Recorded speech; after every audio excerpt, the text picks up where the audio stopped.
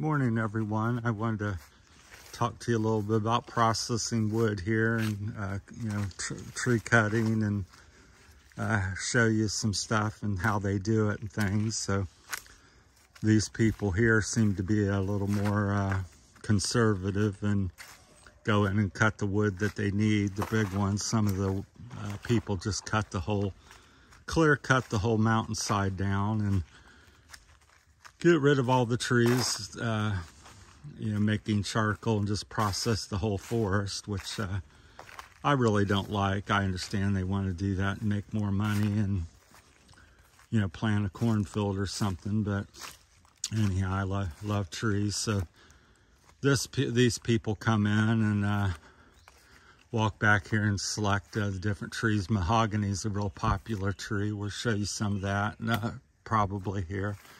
We'll go up to where they're cutting here. So, but I wanted to share that with you. So here they're starting to cut. So they walk up in the woods here and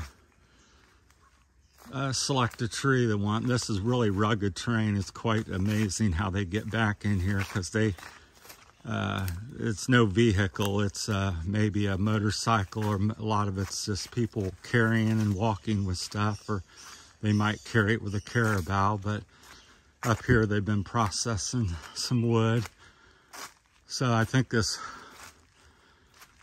first batch here, or most of this here, is probably, I believe it's coconut, because I see the coconut thing. So, which is a little cheaper wood, I believe, not as hard or long lasting as mahogany. Mahogany's a red wood. But I think most of this is coconut. So yeah, mahogany will be more this orangey red color, and then coconut's usually a little whiter. So, and then they don't have any mill back here. They just go up, they cut the tree, they drop it, and they get to an area where they can, they do all this with chainsaw. There's no big mill processing place. I think this one board here might be mahogany, because I think that's mahogany probably. So it's kind of a mix, coconut and some mahogany in here. So, but yeah, it's a lot of wood. It's quite amazing because you go down through the woods here. As far as you can see down this trail, it's kind of difficult to walk, but we'll take you along. So they take a chainsaw and make a fairly square piece of wood out of it. These look like they're about 4 by 6, or 2 by 6, I should say. 2 by 4, 2 by 6 pieces. So yeah, very thick, hard to walk with all the debris. But they just walk in the mountain and amazingly steep terrain, and you can see some of the trees they've cut up there. So I just thought it was real interesting, wanted to share it with you. So I think this is the way, kind of way to do it. You got the young trees coming up. You got the bigger trees, which you can get, use out of, that makes sense to cut. And then, you really don't miss it as much. The young trees have more light and space to grow. And then another, however long, 20, 30, 40 years, you can come in and they'll be ready to cut as well. So yeah, I don't think I've ever been back this far. So this is my first time to come this far around the corner, I think. So yeah, these hills, I can barely stand on them. They're very difficult, and yet they're run up and down them and cut the wood. And of course, once you cut it, it's probably relatively easy to get it down to a level spot, because it's gonna fall on its own to some degree. So you can see there's quite a bit of lumber up here. So I don't know if it goes on around the corner, but that's it. So yeah, everything's hand done, hand cut, chainsaw work. They rip it, cross cut it, take off the bark. It's all, as far as I know, it's all chainsaw, everything I've seen. So it's quite interesting. It's a big clear spot. There's probably a field or cornfield up there where they did cut all the trees. But so this is the way they do process lumber and get their make their money and get the wood for the houses and things like that here in the Philippines. It's all local people, and almost every family has the ability or does this.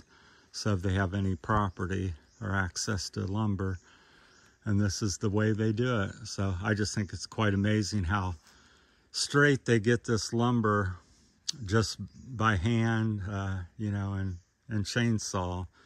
It's not set in a jig. It's all, you know, handheld and hand done when you're doing it. So really skilled workers as usual. So we'll go back up here. So when I seen all this, I just thought it was real interesting because they left most of the trees and just got the big ones. And I just thought it was make a neat video to show how they process things here in the lumber. So yeah, they want to sell some, make some extra money, or they're building a furniture or house. They come up here and grab their chainsaw and get what they need to build their home. So there's very few places where you can go and buy lumber and you know, things like that. Like in America, everybody runs to Home Depot or Lowe's, but here this is Lowe's lumber yard. It's the forest. So but it's quite beautiful back in here. It's what you would hope and think the whole Philippines would be. So because it's very forestry and lots of nature, and trying to watch my steps so I don't fall over. So if you have any questions or anything, so I think by and large, I think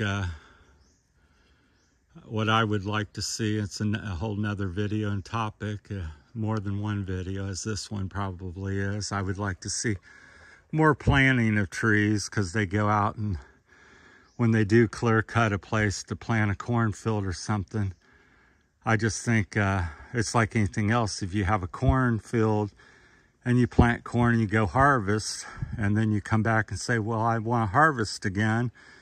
Well, there's no more corn because you didn't plant any. So that's kind of my point, to make it very simple for people to understand. So if you come in here and you're going to cut 500 trees or 1,000 trees down to make all this, and you've clear cut the woods, which they did not do here, I'll make that clear, but a lot of places they do, and you don't go back at some point and plant, you know, another 1,000, 2,000 trees that you cut, and you come back in a few years and you say, I need more lumber for my barn, or I want to sell or build my house or something. Well, just like the cornfield, there's not going to be any because nobody planted any. Because for nature on its own to reseed and redo a hill, you know, hundreds of hectares, it's take, you know, years and years.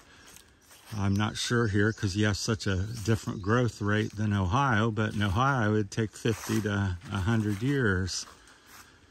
Here maybe it's 20, as little as 25 or 30 to 100 years as well. Like I said, I've only been here 13 months. So that's kind of my take. I wish people and the leaders, barangay captains, and different officials would, you know, mandate that if you're going to cut so many trees, you know, go out and plant some. And to me, it's also, you know, like I said, it's kind of a common sense thing. So if you went back and after you harvested the corn and you went back 6 months later to do your second harvest and there was no corn because you didn't replant. So the trees are the same way. So I know and did that because I'm a, you know, professional landscaper in America for 41 years. So that was part of my business, is buying and selling and grass and bushes and trees and watching the process. So that's just part of the cycle of life. So all right, I thank everybody for watching. Have a good morning. Like I said, it's January the 27th here, Saturday morning in the Philippines. I'm in Broctite Viho, Iloilo, Santo Tomas. have a wonderful weekend. Good morning to everybody, because back in America, if you're in America watching this, it's Friday night. So instead of Saturday morning, because you're about 12 hours behind me. So appreciate the new subscribers and all the good positive comments I've been getting from various ones. You know who you are. So appreciate it, and thanks for watching, everyone. Have a great weekend. Bye.